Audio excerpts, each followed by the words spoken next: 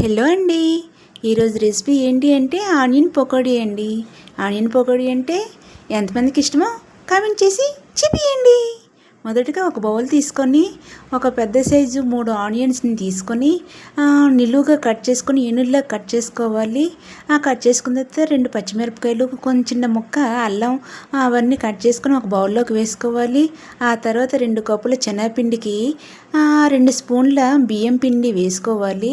అందులో తగినంత ఉప్పు, కారం, పసుపు, ఇంకా ధనియా పౌడర్, జీలకర్ర పౌడర్ వేసుకోవాలండి.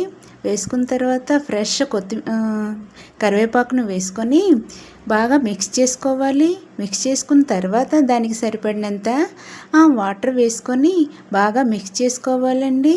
మిక్స్ చేసుకొని ఒక 15 మినిట్స్ ఒక పక్కన పెట్టుకొని ఉంచుకోవాలి. ఈ లోపల మనం స్టవ్ మీద ఆయిల్ హీట్ చేసుకోవాలండి. హీట్ చేసుకున్న తర్వాత అందులోన కొంచెం సోడా కూడా వేసుకోవాలండి. వేసుకునే ముందే కొంచెం సోడా మిక్స్ చేసుకుని వేసుకొని ఇలాగ పకోడీలాగా వేసుకుంటే చూడండి ఎంత క్రిస్పీగా తర్వాత ఉబ్బినట్టుగా వచ్చి చూసారా. పకోడీ నచ్చిందా? కలర్ఫుల్గా కనిపిస్తుంది కదండి.